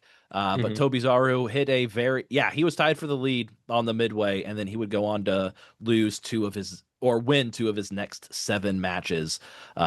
He went up against a lot of the Yusho leaders and Kotoeho, Yoshinofuji, Wakataka Kage, and lost all of them. So Tobizaru kind of really hit that wall once he was going up against a tougher competition. It was fun while it lasted. It was a very Ura-esque first week of seeing his success. Yes. But Ura maintained to get to double digits. Tobizaru, we also did not learn anything about him, similar to Ura. No. I'm happy he did well though. He was kind of sliding down. I was getting worried about him, but he's got a winning record, so he's got a little bit more time in the Makuuchi. Sure. All right. If there is no one else, we'll quick go through all the lower division Yushos. So in Juryo, we had Kazuma. This is his first career Juryo Yusho, his 4th lower division Yusho. He debuted as a Makushita Tsukedashi in July of 2024, was immediately injured and missed the next 4 Basho, dropping down to Jonokuchi. He would win the Yusho in Jonokuchi, Sandanme, and Makushita in 3 out of 4 tournaments to rocket up to Juryo, and then in his 3rd Juryo Basho, this Basho, he went 12-3, and he will be in Makuuchi next tournament. In Makushita, the winner of the 7-person playoff was Ikarigata. This is his first career Yusho. He was a Sandanme Tsukedashi that debuted in 2025 and is the brother of Fujinokawa. Oh, cool. And Notably, he won the 7-person playoff with a blatant henka in the final match against Aqua.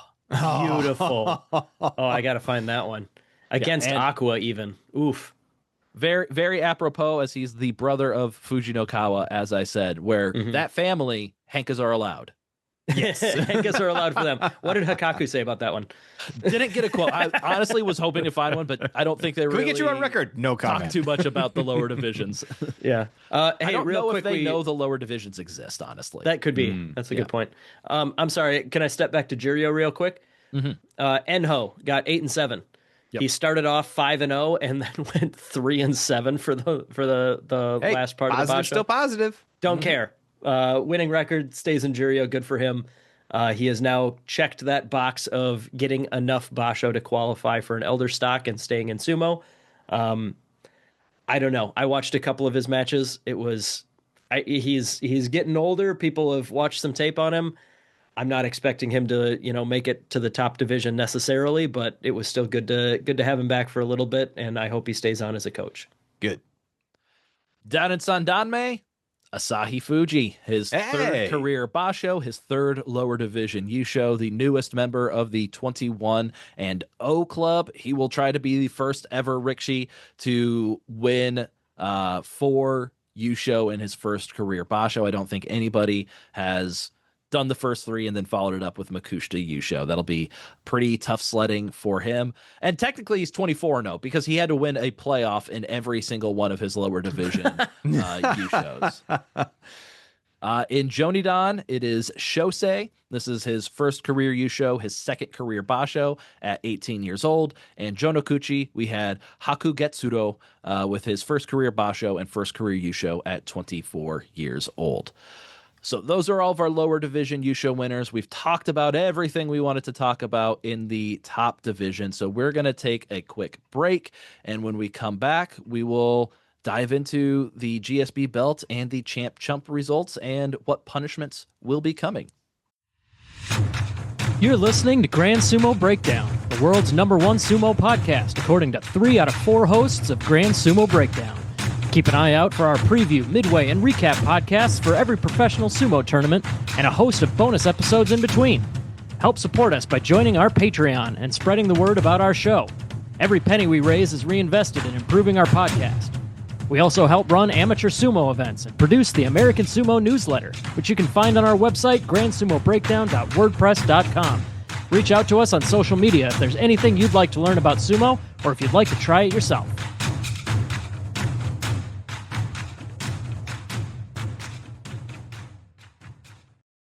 Welcome back. I have wonderful news. Both of our GSB belts ended in a satisfying way that we are going to retire our third iteration of the winner's belt and our first iteration of the loser's belt. And only iteration of the loser's belt. Well, technically I was correct. But these both ended in such a perfect way that let me walk you through it and you'll understand why I want to call it. So on day 8, when we did our last update, Asanoyama had the winner's belt. This belt has already made its way to Onosato as the Yokozuna, so we can retire it anytime we like. But just for the kicks here, it ended satisfyingly this Basho. Asanoyama lost to Tobizaru, who lost to Yoshino Fuji, who lost to Fujiryoga, who lost to Wakataka Kage. On day 15, it ended on the Yusho winner. All Perfect. right. Great. Never touching it again. That one is done. Now our loser's belt. On day 8, it was on Honda, who was in the lower Jonokuchi ranks at 0-3, and he went 0-7. Ooh. He was the second lowest guy on the entire Bansuke. He went 0-7, didn't pull out. This was like a hard way 0-7, and he's going to be even more bottom of the entire bottom of Jonokuchi. We did it, boys. We got it all the way down to the bottom. This one started on Teruno Fuji in March of 2024, and everybody who lost would take the belt, and it made its way all the way down in just over 2 years. So, wow. Cool situation there. I like that they both ended in a satisfying way at the same time, so we're calling it a day there. If we come up with a new gimmick by July, we'll start a new belt. Otherwise, maybe it's a good idea to just take a break, let this one sit for a minute, and wait for a good idea rather than forcing something. So we'll see. All right. Champ results sucked. Can't delay it any further, Ryan. Sorry. Nope. Yeah. All glory and honor goes to Yokozuna Fleric, who selected Kirishima to be his champ, whereas the rest of us selected Hoshoryu out on day one. Max selected Aonishiki, who was out before day one, and then followed up with Tommy Fuji, who did end up respectable with 9 wins, but not nearly as good as Kirishima, obviously. And then I selected Koto Zakura, who apparently had an injured back the whole damn time, pulled out, and left me with the options of selecting Nishiki Fuji, Oshoumi, or Tamawashi as my champ. And I selected Oshoumi, who ended up getting me 1 more win out of the last 3 days. Got me a bonus point, though. Yeah. All right, Yay for you. Ryan. Okay, do you think we should start actually holding our own YDC Silken for JSA East or no JSA West? Like, like where they have like the little matches before the Basho, so the Yokozuna Deliberation Council can see what shape everyone's in, and maybe they can whisper like, "I have an injured back." We should just host something ourselves, Should we work up some stationery and send invitations to the Yokozuna and Ozeki to come to Iowa before the July tournament? Let's Maybe evaluate we can you. confuse them enough that they come to the first one. if we come up with some bombastic, impressive, and cute stationery enough, I think maybe we can pull it off. If we put, I like that. If we Or put maybe at least to send YDC, Enho. I think we just write Yokozuna Deliberation Council West. Yeah, and just put it in parentheses underneath real it. little. I know this is out of the ordinary, but you're actually going to be getting on a plane. You're going to be flying across the ocean. This is where it is this time. So visit the president of the United States Sumo Federation. Hey. that's shoot. Now we're getting somewhere.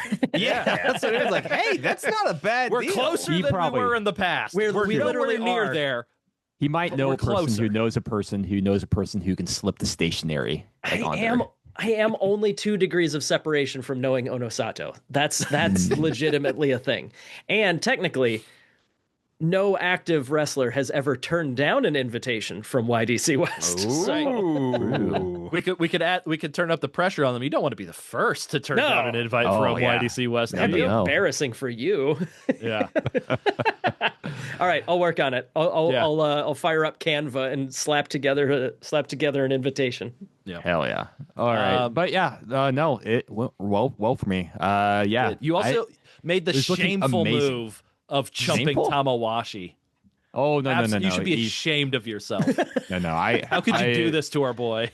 Like all good people, all sports people. Eventually, the end does come, and I just saw the writing on the wall. It not necessarily like, he should be shameful that he's doing terribly well. I think it's like, I know he's kind of on the way out, and what better way to honor him than actually gobbling up all those points from his loss To and benefit use it from his defeat. to benefit from it and end up defeating you in this competition. I think that's the most honorable thing I could do, and celebrating Tommy Mawashi. Fleric was the only one. His champ outperformed his chump. The rest of us, our chumps, all outperformed our champs. Yeah. I would not be surprised if that's a trend. Recently. Yeah. Oh, I think it was day 7. I was very close to getting the best score, not counting bonus points. It was good. But then the day 8 curse got Kirishima, and then Tommy Mawashi still got some dog in him. So He did have some dog in him. Not very often, and not in a way that helped his record, but there were flashes of K9 for sure. Couple of moments of dog. 2 wins. It's in theory better than pulling out in the beginning. So And regrettably, he has the positive reinforcement for sticking out. So And Yokozuna Fleric wasn't the only person to select the team of Kirishima and Tamawashi in our Patron Chump series in our Discord.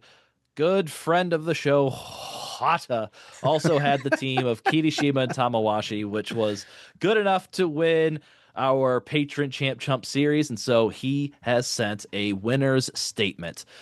So his statement reads, "It is currently day 9, and I'm pretty sure I'll win this thing, so I'm writing this in advance. If I somehow don't win, I blame the Japanese kami of hubris for punishing me. When I won this my first time back in November, I was sharing this win with others who had picked the same team, so I felt a need to use my victory speech for positivity and happiness. This time, I only share my champ and chump with Fleric, but last time I checked, men in their 30s who have a podcast aren't people the way me and the fellow members of the fan Discord are people, so I feel no such pressure this time. As it is day 9, I don't know if it will go this way, but I hope Jake loses. Jake losing at Sumo Games is as core of an appeal as of the podcast as Ryan getting extremely angry due to things happening that he voluntarily and randomly chose to become emotionally invested in. Mac being inside both a house and a body that is actively falling apart around him, and Fleric pretending he's caught up on the sumo as he watches day 2 through 8 on triple speed during the first half of the Midway episode." Well, Finally, I feel seen. Yep, you got us. Finally, I think Aka Kyoryu had a great idea for how to torture Ryan, which is obviously the most fun thing to do ever, and so I will continue the tradition. And so there is a sentence here written in, I believe, Swedish. Oh, no. I'm going to do even worse at pronouncing than the French I was given on the Midway, I but bet you there's some umlauts in there.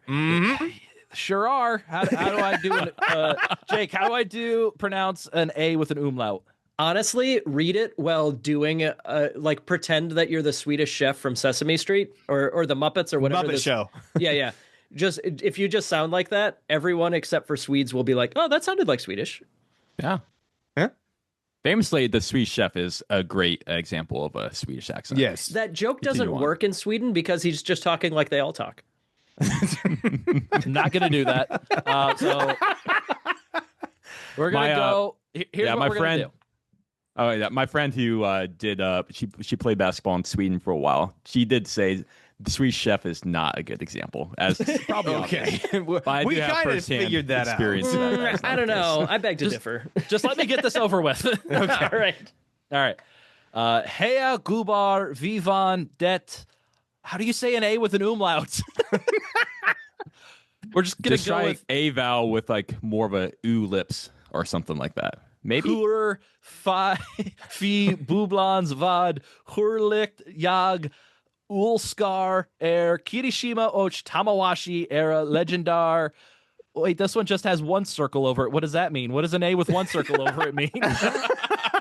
Hey, Umlaut more. Olika V Lunge Leve GSB Och Alt Rolikt V Harhur Kilsamans. Which, after I put that into Google, says, "Hey guys, we won this damn bubble. How wonderful. I love you, Kirishima and Tamawashi. You're legends in a completely different way. Long live GSB and all the fun we have here together." I appreciate that the torture is at least saying nice things. And, Yes. and that, I can co-sign this tradition. So, Fleric, we've got a new punishment for me. Yokozuna We do. Fleric. I apologize. Right, you are. You keep forgetting my honorable title. Unbelievable. I do. I'm not used to losing like Jake. This is a couple times recently for you.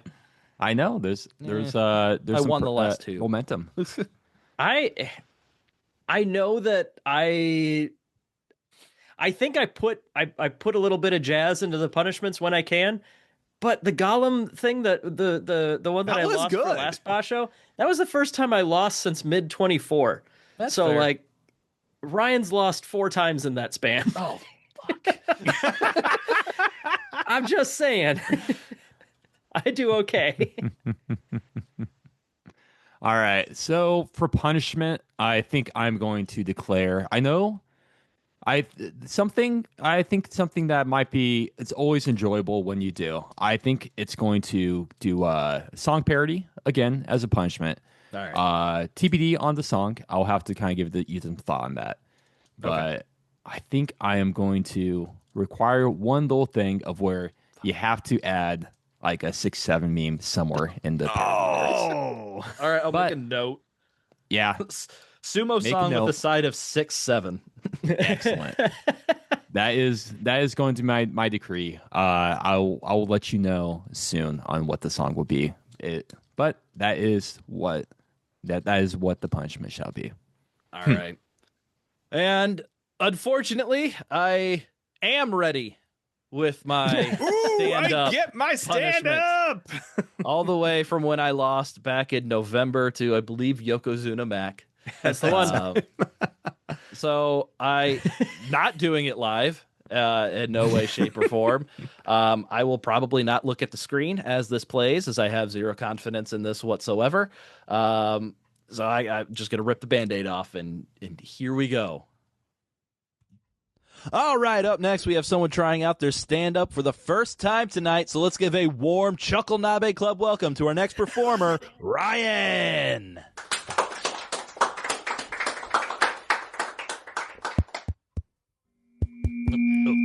Sorry. Okay. All right, so here we go. So everybody has a hobby or interest that you're embarrassed about, right? Even if it's something completely mundane, you still think people are going to shun you for liking it. And we're all wrong. I mean, unless you're a peeping Tom or you're on part 26 of your YouTube series about how Harry and Ron should have ended up together, moved to the English countryside, and sold magical sweaters made from the wool of the sheep that they raised. Then no, nobody's too concerned about your niche interests.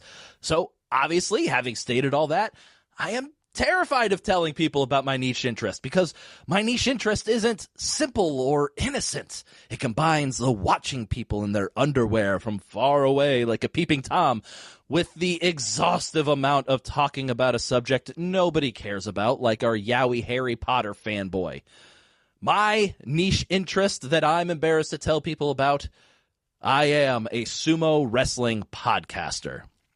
So, to give an example of my reluctance to share that I watch and podcast about sumo wrestling, I've been with my current job for about 3.5 years now, and I never told a soul at that company about my podcast until about 2 months ago. And that is riding on top of the previous job that I was with for about 2.5 years that I never told a single time that I had a sumo wrestling podcast. So, if it was up to me, my current company would still think that my number one hobby was occasionally baking a chocolate chip cookie or two. So how did I let them find out?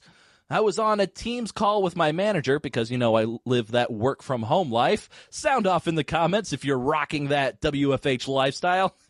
Just kidding.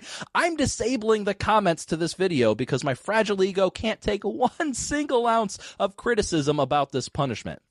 So, back to my Teams call. My background in Teams is blurred, naturally, because what kind of monster would leave their Teams background open so that everybody at your work can see the monstrosity that is the rest of your house?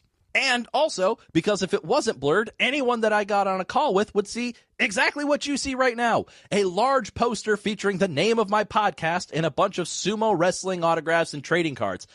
I know what you're thinking. That's the perfect background to have for someone desperately trying to hide that side of themselves. I know, I'm a genius. There is one other issue with my foolproof plan of keeping my secret lifestyle hidden. It's that with the camera I use for work, my head lines up perfectly to be right underneath the top of the rope in the GSB poster. And sometimes the blurring in Teams thinks that rope is a part of my head and doesn't blur it. It almost gives the effect that I have a halo over my head, like I'm a sumo wrestling angel coming down from on high to preach about His Holiness Lord Hakuho. So, finally, my biggest nightmare comes true. My boss finally asked me, "What the hell is behind you?" And I freeze. I can't come up with any excuse, logical, nonsensical, or otherwise, for what the letters GSB could possibly stand for. I could have said anything that was better than the truth. Grand Supreme Badger. Great soggy biscuit, or get some bitches, or something, I don't know. But no, I said the worst thing, the truth. I could have even said that it's a podcast that I just listened to. I didn't have to go all the way to saying it was a podcast I'm a host on. Now he is going to think that not only do I have a hobby deserving of mockery and derision, but I'm just another 30-something white male that thinks so highly of myself that I need to be the one with the microphone to pointlessly fill the internet with my mundane, unoriginal thoughts and opinions. And you listen to the rest of this podcast. I have the most mundane and unoriginal thoughts and opinions about sumo wrestling. So at this point, I'm not a complete idiot. I know I'm not getting fired for this, but I'm sure that my manager is about to laugh his ass off at me. And I can't handle that thought. I don't want to be reduced to a punchline. And so then the thought goes through my head, if your boss listens to any of your old podcasts and finds out that you have sung very poorly, mind you, sumo parodies of show tunes, Disney songs, and 90s pop hits, and also written thinly veiled homoerotic sumo short stories about real people without their permission, a little fucked up if you think about it. And not only that, you also contributed to the promotion of flat earth theories on your podcasts. You're never seriously going to be considered for any sort of promotion or ever be capable of being viewed as a leader in your company again. And in hindsight, we can probably add this rambling stand-up routine to the list of things that aren't helping me with my future job prospects. If, anybody at my company would ever actually listen to the podcast, thanks for the support, team. So I might not be hiding it well, but I'm a little bit of a catastrophic thinker.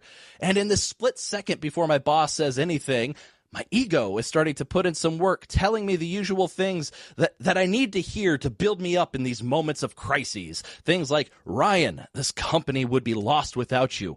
Ryan, you are a valuable asset to your team. Ryan, you could totally land a commercial aircraft if the pilots died and ground control talked you through it. But that's not doing it for me in this moment. It's not doing it for me in my moment of my greatest fear. My head breaks out in sweat. I move my mouse to the end call button so I can avoid my boss laughing at me as he hurls genius sumo-themed insults that are equal parts clever and devastating. All of this goes through my head in the eternity before my boss says anything. And then, after the half second that is dragged on for at least 4 minutes in this monologue, my boss says, that's interesting. Well, the reason I called you today, and I said, wait a minute, that's it? I just revealed to you my biggest insecurity, and you're just going to brush past it? No jokes, no comments, no well-placed barbs that will keep me up at night as I think about this moment in 15 years? And he says, no, I wanted to let you know that we had to let Donaldson go. Oh, shit, why? I asked. Dude was an absolute weirdo. He went on YouTube talking about Harry Potter and Ron Weasley fucking. Thank you, everybody. That's my time.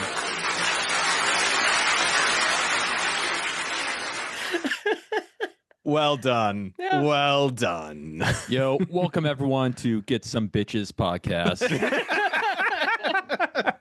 I could see in Flarrick's face that was the callback that he was going to make when we wrapped up. Oh, man. No, that's pretty good. I love hearing your inner monologue because we have different opinions on this. I have GSB on my actual resume. Same. No. I've got mine on my resume too. I have more like resumeable accomplishments in the USSF than in GSB, but they're both on there. they're both accomplishments, and here's Ryan staying up at night trying to make sure no one ever finds out. Yeah, you need to get an alias, like a pen name. It's too late for that. Just change your actual name. Just change your actual name. Yeah, that would probably be easier. There you go. Brian. All right, I saw some chuckles while that was playing, so I'll count that as a win. It was good. Nope, that was good. It was you definitely nailed what I was expecting as far as like cadence and all that. Like Yeah, I could tell you didn't half-ass that one. You put in some research. Well done. And now he never wants to talk about it shaking again. A little bit. No. It's there's something weird about it because like all of the punishments we try to be funny, but the stand-up thing is just like the only thing is be funny, and like I don't have like anything to like build off of or work of. I just have to build something of my own and be funny, and I just found that to be like so it's like so vulnerable to just kind of like put that out there, and was not and am not ready for that. I'm literally shaking a little bit having just played that. And very seriously considering so much when we're following together. We through joke. with disabling the comments. It doesn't matter, Mac. It's one person in the comments if I read it and says, Ryan should really not do stand-up. He's not that funny. And I'm like, I know that to be fact, but if somebody says that and reinforces it, it's going to ruin me. Ryan will perish on the spot. Yeah. Aw. This was not the intent for which the punishment was derived from. Oh, yes, it was. It was just, no, it wasn't. Yes, that was not what I checked. By far, and the reason it took me 6 months to do, by far the hardest punishment for me to do. Oh, that's hilarious. It was not the intent. Yeah, so we want to bold it was, though, predictions and talk about other people who suck. Yeah. Hey, real quick, I actually assembled some stats. You want to hear? You want to hear who's stand-up? actually the best at? Yes, statistically, your stand-up was the least funny thing ever on the podcast. But no, do you want to hear some stats on who's the actual best at champ chumping? Sure. It is you. Hell yeah. You have. I think by number of wins, I think Fleric still wins by overall points. Correct. Fleric is the most volatile by a decent margin out of all of us. But I am statistically the worst, despite having the fewest wins and losses added together. I have 11 wins and 15 losses. Fleric has 18 wins and 16 losses. Whoa. Let's go.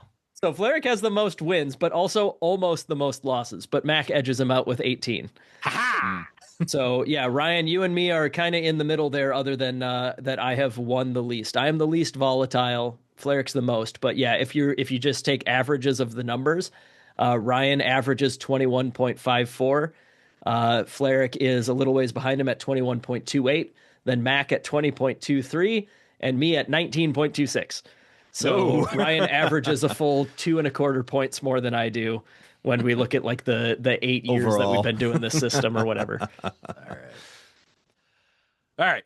That's good to know. That does help build the ego back up a little bit. It doesn't make your stand-up good, but like, it still just helps, bigger context. All right, bold predictions. This is a tough one to have good bold predictions. Yes, it was. Pure chaos. Just quickly, there was another win statement from friend of the show that it's going to be played on a different episode. He yes. won the Patreon back in January. So just want to call that out. Yeah, we got But now to the bold predictions. Yes. Bad predictions. We have Sagita with Kotozakura breaks his 8-7 streak once again, going 11 plus wins, being the Ozeki with the highest score, and saying that Papayasu and Atami Fuji would have winning records and their rank counterparts, Koto Shoho and Wakatakakage, would have losing records. Oof. Not great. Yep. Laser Shark predicted Hoshoryu Yusho and all 3 Ozeki with losing records. Bill S. Preston Esquire predicted Hoshoryu going 15-0. We had quite a few Hoshoryu Yusho predictions that did not pan out. But then we also might have had an all-time bad prediction because, like, a lot of them, you get, like, a lot of bullet points and you pick and choose the good and the bad for whatever narrative I want to weave here. But this one, I didn't have to force a narrative on it. It was just all bad. So Hisui, Hoshoryu Yusho, Aonishiki clears Kadoban on day 15. Kirishima 9 wins at best, and Kotozakura 9 wins at worst. Double-digit wins for Atami Fuji. Double-digit losses for Koto Shoho. At most, 2 Rikshi in the Joy with a winning record. There were at least 3. Double-digit wins for Tamawashi.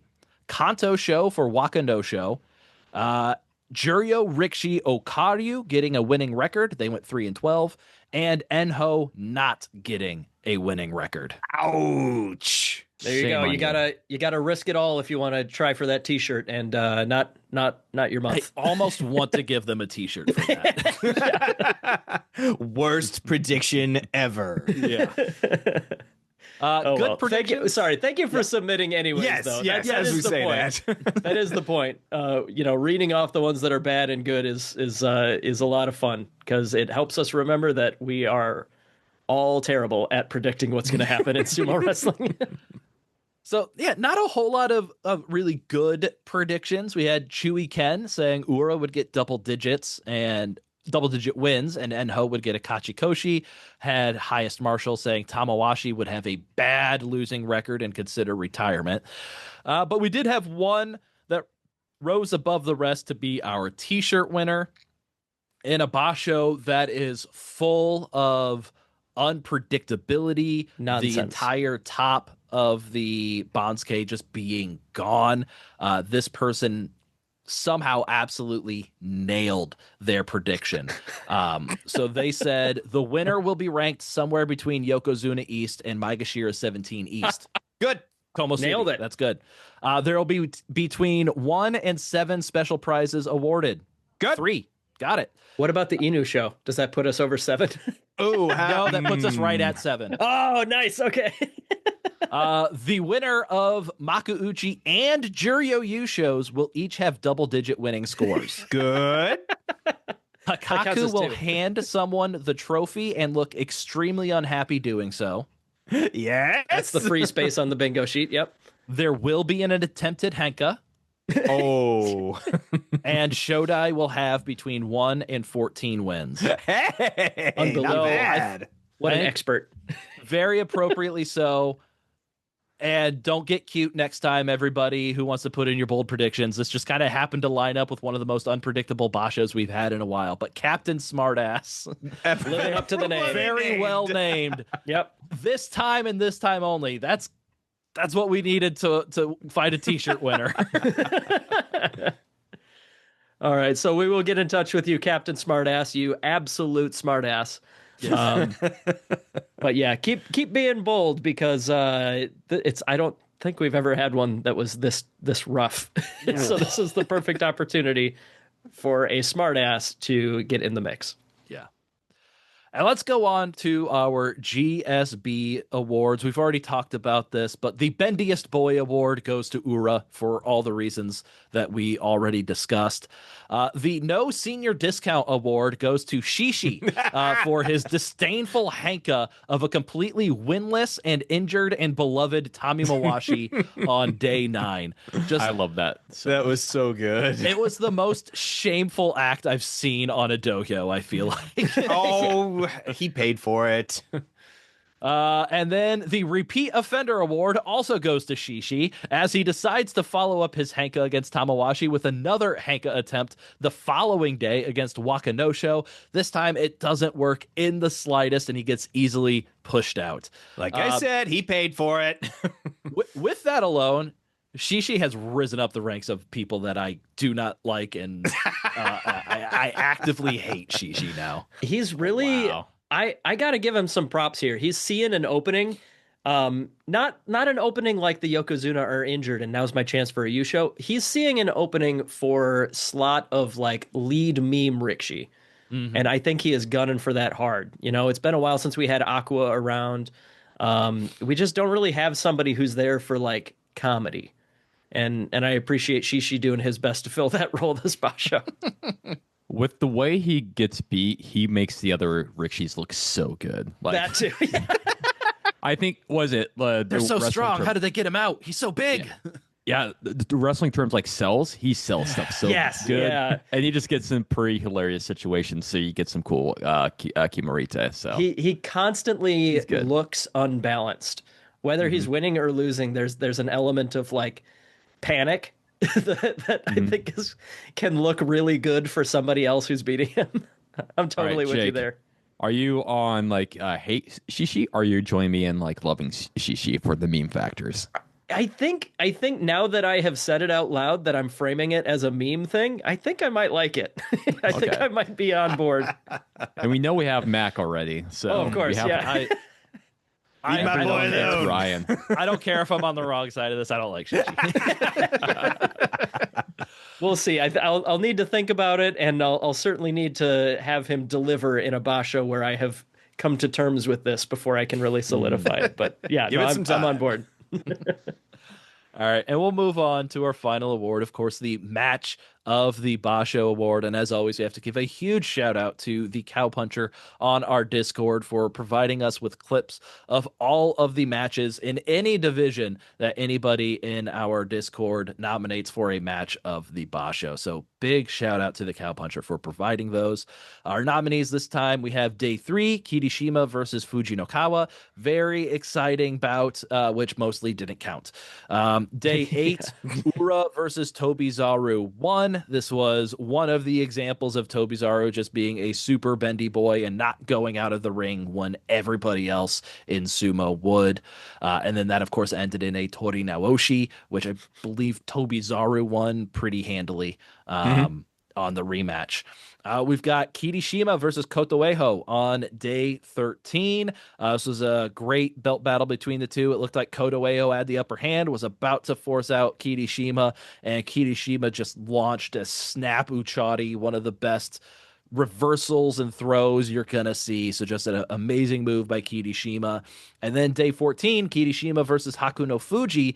Kirishima gets Hakuno Fuji on the verge of going out, but Hakuno Fuji is able to kind of reverse the momentum, get a double inside grip, and pull Kirishima down.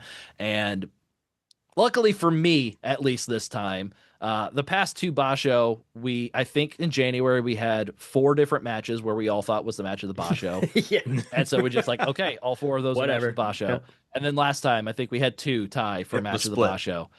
We're all unanimous in this one, baby. Day 13, Kirishima versus Kotoeho, with that amazing throw that Kirishima was able to pull off, is the match of the Basho for the Natsu tournament.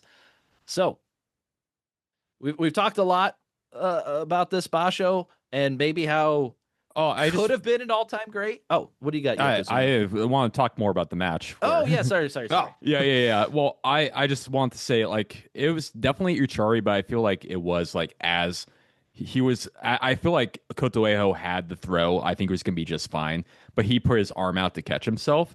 And since Kirishima kept his foot like actually in the ring during that entire time, that was the first part. Like technically, Kirishima was still like had a plant somewhere on the dohyo, so it wasn't like a dead body or kind of protecting his. It wasn't dead body rule on that. So I was very happy that the Monoi went that direction of where it's like yes, that's true. Because we're it not was going called to for Kotoeho initially. Yeah, exactly. So I very happy that the judging went that way because all my understanding of it, he still had a foot in the dohyo, so it was still the first part that touches. And granted, you sometimes want to protect yourself, but sometimes you have to not be the first one that touches the ground. So I was very happy about that. Yeah, I also read this was the first time that this particular referee had his call overturned since he was promoted to the head gyoji.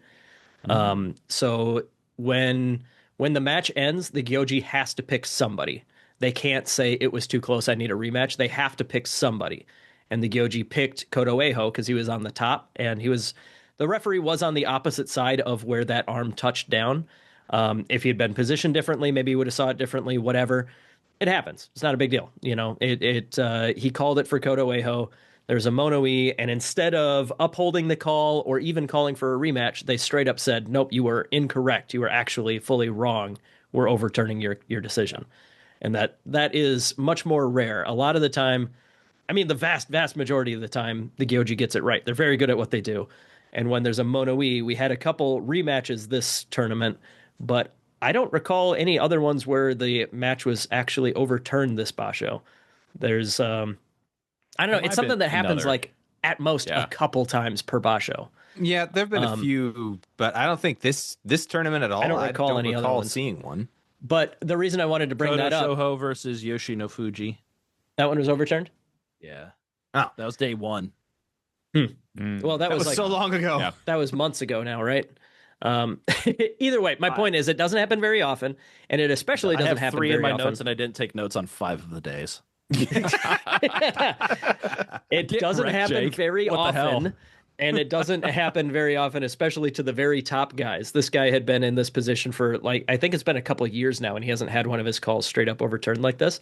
And the reason I wanted to bring it up is because it's a very silly tradition in sumo. Sorry, silly is the wrong way to put it. It's a very it's an interesting tradition that when your call gets overturned as It takes a one time gyoji, for it to not be silly anymore. what's that? Takes one time of follow through for it to not be silly anymore. Sure. The idea yourself, is that gyoji must resign. They submit their resignation. Like, I got a call wrong. I have my letter of resignation. I put it on the boss's desk. And out of tradition, they have to do that. And out of tradition, the boss says, no, you're good. Don't worry about it. So that happened. Historically, and I think this is all for show, and this is the part that's a little bit silly, the top level gyojis carry a dagger on their waist so that if they get the call wrong on the spot, they have to kill themselves. Obviously, that hasn't happened. That's not like an actual thing that they do, but it's in a symbolic way. That's their letter of resignation from life, is carrying that dagger around in case their call gets overturned. Yeesh. But thought that was interesting. It is a tradition that they go through the song and dance is what it is. Like, yeah, hey, I got it wrong. You want me to quit? No. All right. Everybody's just shows up to work the next day as normal. I But- feel like the previous top Gyoji Get a lot. definitely had Yeah. a couple rough calls. This guy's been great, but yeah, I It's just just, bring it up because it's a silly thing that you'll hear about every now and then, especially new sumo fans will often hear about the dagger thing and think that, oh, they used to do that. People would kill themselves all the time. No, man, like it's symbolic. It's kind of silly, but it is symbolic. Is the new guy the old Konosuke, Kintamiyama's favorite No. Gyoji? No, No, he's rising up not there, yet. but he's not that high yet. Not the high end. Okay. Okay. That sounds good. All right. Awesome. But yeah. I think that's all I said on the match. But I do want to give props. Kirishima definitely got in a pretty much losing position in my opinion, but he did keep that foot down, which was the deciding moment on that. So that's some Kazuna sumo right there. I'd love to see it. All right. So a lot of stuff happened this Basho. No one decided clear favorite moment for anybody. So this is kind of a wide open. What was your favorite moment of the Basho? And we'll start with Mac. For me, it was basically just how it was won, with Wakataka Kage taking the tournament itself. Being beaten by Kirishima initially, I was like, ooh, okay, this is gonna be good. So I always love a good grudge match, a good revenge match, and he showed he was top dog at this point, just stopped him and said, nope, I'm gonna win this. Now, not a great look for Kirishima, but for Wakataka Kage, hey, nice job. All right. What about you, Jake? For variety's sake, I'm just going to bring up one funny little tiny thing that, I don't know, maybe I should have put it in the GSB Awards, but Oshoma beating Takanosho was the sloppiest sumo match I think I've ever seen in my life. Is that the one with 3 or 4 failed pull down attempts? Sure was. And they were both stumbling around like baby deer learning how to walk. Yeah. My favorite thing is when Oshoma wins and it zooms out and it shows the crowd. There are several people just laughing hysterically right behind them. I got a screenshot I'll send you guys, but yeah, there was one dude in particular who's just to the left of Oshoma as he turns around to come back into the ring, who's just having the time of his life. Yeah, and it was the Shimpan. No, it was not, but that would be great. Oh, well. No, just a little funny moment. The Basho in general, it was fun, but yeah, it did not have a lot of standout specific moments. The playoff could have been it if the match wasn't such a dud. Yeah. Or if there were 5 or 6 Rikshi in it. Or that. What about you, Flair? Do you have a favorite moment? Since we didn't get a Kirishima Yusho, I think it was the sheer number of henkas after Hakaku had a positive statement about them. I think that was just amazing to see. Whoa. For me, I think the one moment that kind of really had me gesticulating at my screen and being like, whoa, what just happened, was the match of the Basho, Kirishima flipping Kodo Eho like that to take the win. I think that was the most intense moment and surprising moment of the things that happened. So I'm gonna say that was my favorite moment of the Basho. They're like Jake just shared the photo, and they're like 4 or 5 There's people so in the many people background laughing. Yeah. that No, are that was a good one. literally losing their mind. But yeah, I think when we look back on this Basho, obviously the top guys being injured is going to be the main thing we look at. I think depending on how Kirishima and Wakataka Kage, what they do in the next couple Basho, will add a lot of context to, oh, was this the start of Wakataka Kage's Ozeki run or Kirishima's Yokozuna run or whatever. I think it'll be kind of a stepping stone Basho that didn't really teach us a whole lot other than that these are the two top guys when the other bunch of top guys are not there.